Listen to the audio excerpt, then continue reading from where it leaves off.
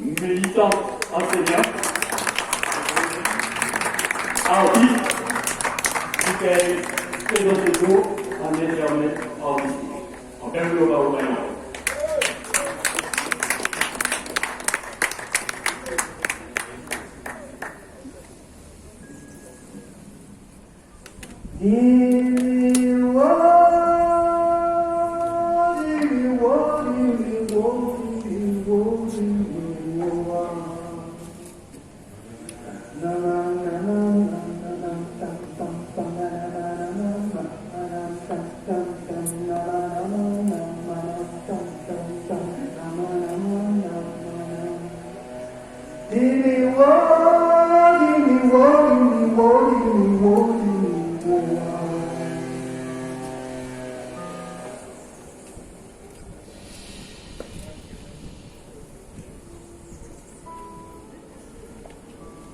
Je vais donc te parler. Je vais donc te parler de ces douleurs que j'aimerais tant écarter. Je vais t'obliger à vivre une fois encore dans leur brûlure. Non pour nous arrêter comme dans une gare au moment de partir. Non pour nous cogner le front contre terre. Non pour nous remplir le cœur d'eau salée, mais pour marcher en connaissance, pour toucher la droiture avec des décisions infiniment lourdes de sens, pour que la rigueur soit condition de la joie, pour que nous soyons invincibles.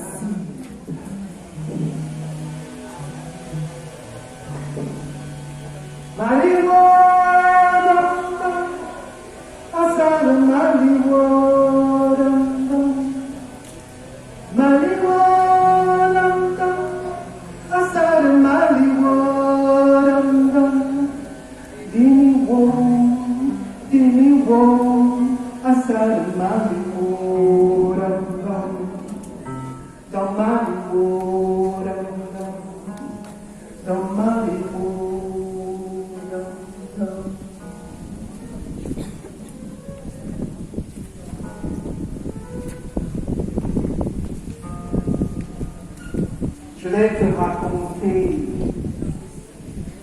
ces douleurs que j'aimerais tant effacer. Écoute mon histoire. Écoute cette histoire qui te rappellera notre histoire. Je vais te dire des choses qui vont te pousser à penser. La nature est un champ de bataille. Écoute mon histoire. Écoute mon histoire. Écoute ma pensée.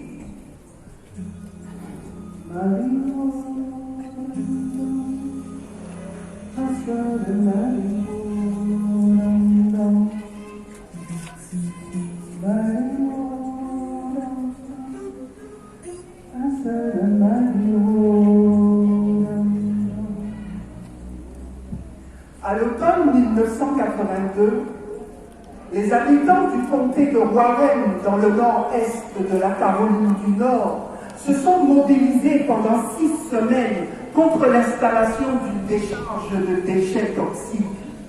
4 ans plus tôt, en 1978, une entreprise de gestion des déchets industriels avait entreposé illégalement dans la région d'importantes quantités de biphényl polychloré BPC, une substance utilisée notamment dans les transformateurs électriques et la peinture. Une fois découverte, l'État de Caroline du Nord décida d'acquérir un terrain pour les y enfouir. Plusieurs endroits furent envisagés et on opta finalement pour un terrain à proximité de la ville de Warrenton.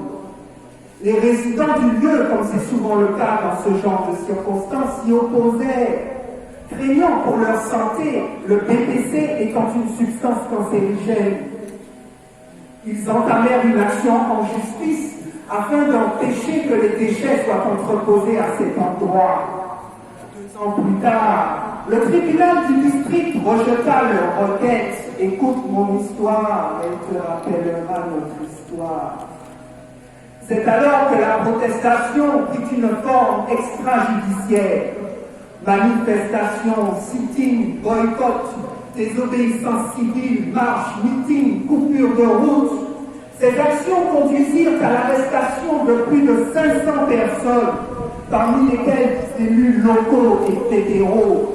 Le mouvement n'obtint pas l'abandon du projet dans l'immédiat et le site ne fut décontaminé que dans les années 2000. Si l'État choisit d'enfouir ces déchets toxiques à cet endroit, affirmaient les résidents et leurs alliés, c'est parce qu'ils vivent des Noirs, des pauvres et surtout des Noirs pauvres. Autrement dit, la décision d'installer la décharge a un fondement raciste. À l'époque, le comté de Warren est composé à 64% de Noirs. La région immédiatement à proximité de la décharge n'est à hauteur de 75%. Les protestataires faisaient remarquer que cette injustice dans la localisation des déchets toxiques avait cours non seulement en Caroline du Nord, mais aux États-Unis plus généralement, et ce depuis la fondation du pays. La nature est un champ de bataille.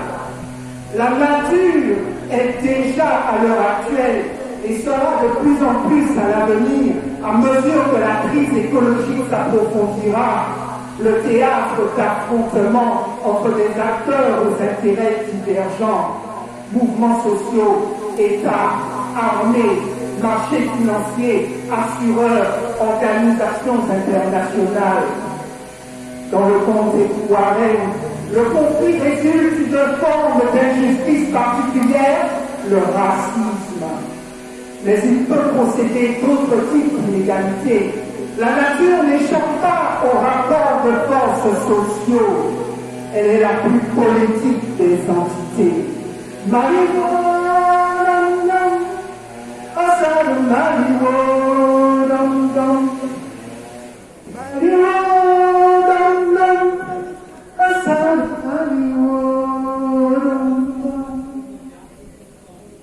Si l'on prend au sérieux l'idée que le changement climatique est induit depuis le milieu du XVIIIe siècle par le développement économique et que ce développement a pour nom capitalisme, il est peu probable que les oppositions de classe puissent être transcendées avant qu'une solution à la crise environnementale soit trouvée. Il est peu probable, en d'autres termes, que rassembler l'espèce humaine autour d'objectifs communs soit une condition de la résolution de cette crise. Non, la résolution de cette crise suppose peut-être au contraire la radicalisation de ces oppositions, c'est-à-dire la radicalisation de la critique du capitalisme.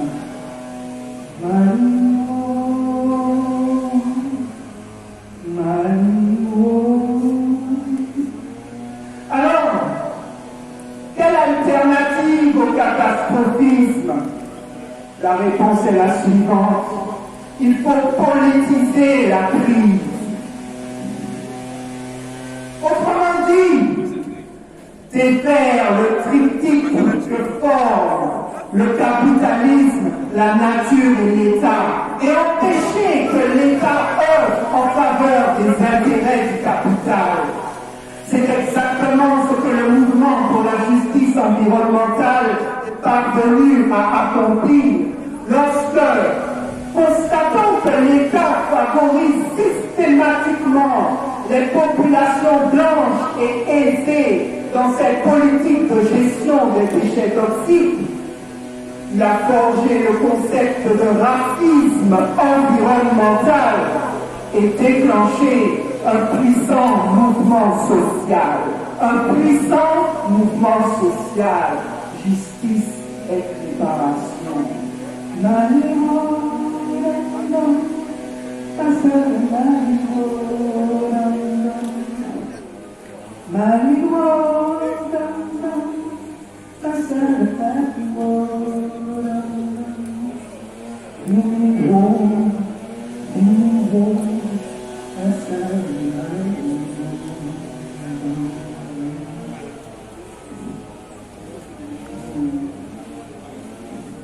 Mais alors, qu'est-ce que nous sommes?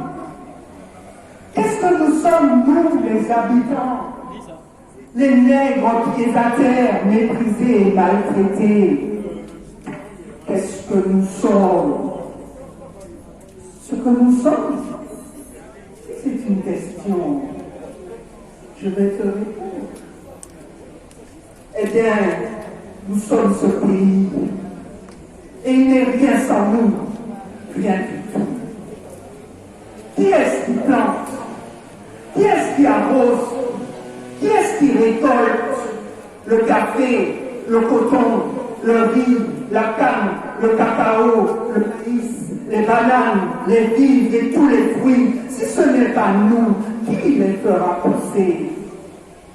Et avec ça, nous sommes pauvres, c'est vrai. Nous sommes malheureux, c'est vrai. Nous sommes misérables, c'est vrai. Mais sais-tu pourquoi, frère? À cause de notre ignorance. Nous ne savons pas encore que nous sommes une force, une seule force.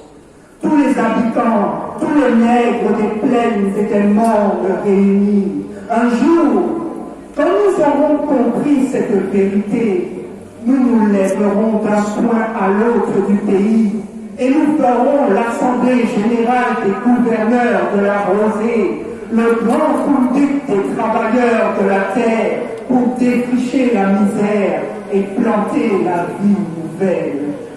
Qui nous sommes? Nous sommes une force.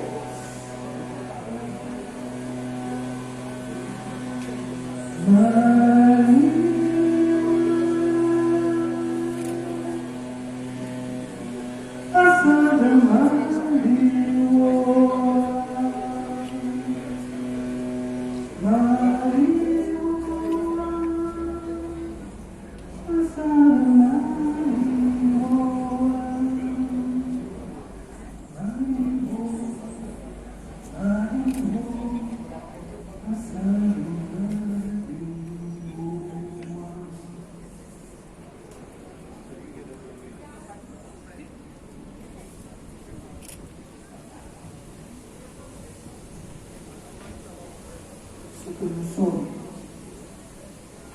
une seule force.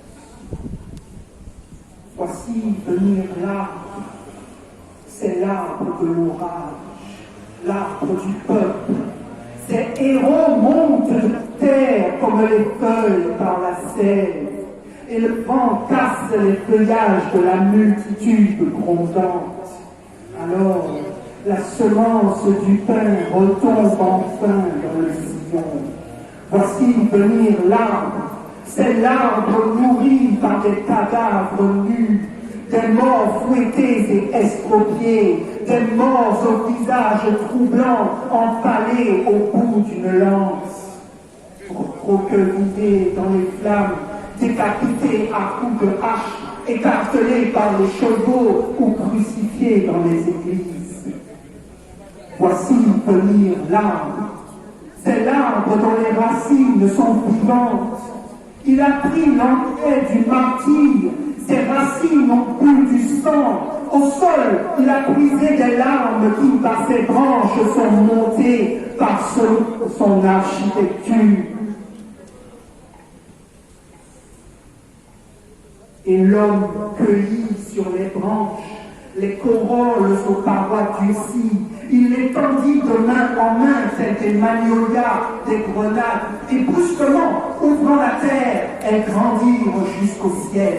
C'est lui, l'arbre des hommes libres, l'arbre terre, l'arbre nuage, l'arbre thym, l'arbre sarbacane, l'arbre poing, l'arbre feu ardent, inondé par l'eau tempétueuse de notre époque de ténèbres. Son bras décrit dans le roulis les les arènes de sa puissance.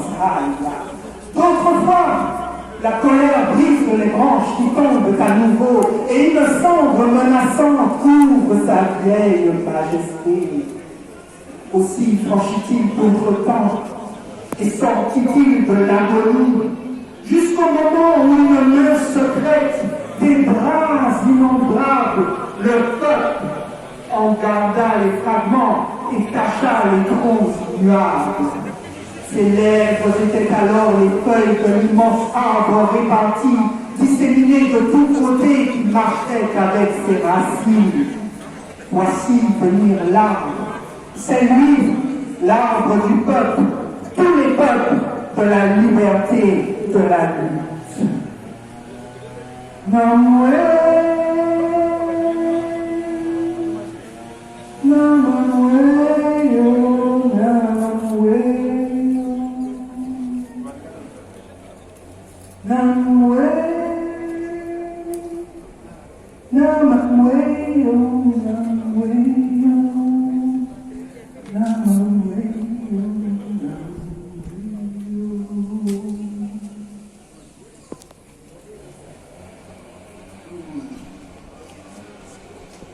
mon peuple, quand, hors des choses étrangers, germeras-tu une tête bien tienne sur tes épaules renouées de ta parole, le congé des péchés aux traîtres, aux maîtres, le pain restitué, la terre lavée, la terre donnée. Quand donc cesseras-tu d'être le jouet sombre au carnaval des autres et dans les champs d'autrui l'épouvantail des yeux? Demain, à quand demain mon peuple, à déroute mercenaire, finit la fête, mais la rougeur de l'Est, l'odeur de Banzi. Peuple de mauvais sommeil rompu, peuple d'abîmes remontés, peuple de cauchemars comptés, peuple nocturne, amant des fureurs du tonnerre, demain, plus haut, plus doux, plus large, et la houle torrentielle des terres à la charrue salubre de l'orage.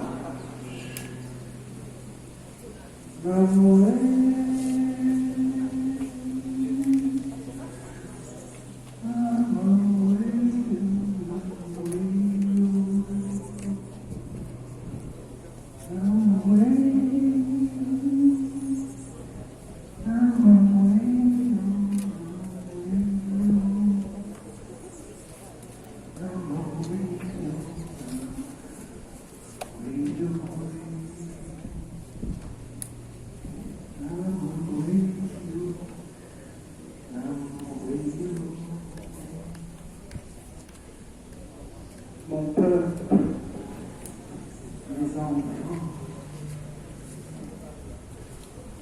je vous ai raconté ces douleurs que j'aimerais tant écarter. Je vous ai obligé à vivre une fois encore dans leur brûlure. Mais c'est parce que je vous rêve. C'est parce que je vous rêve invincible. Mon peuple et moi invincible. Maliwo dam dam, asal maliwo dam dam. Maliwo dam dam, asal maliwo dam dam. Dimiwo, dimiwo, asal maliwo dam dam. Dam maliwo dam dam.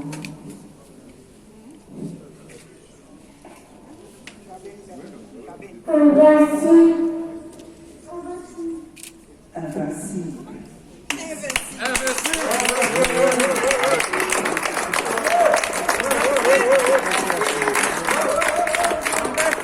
Bravo, bravo.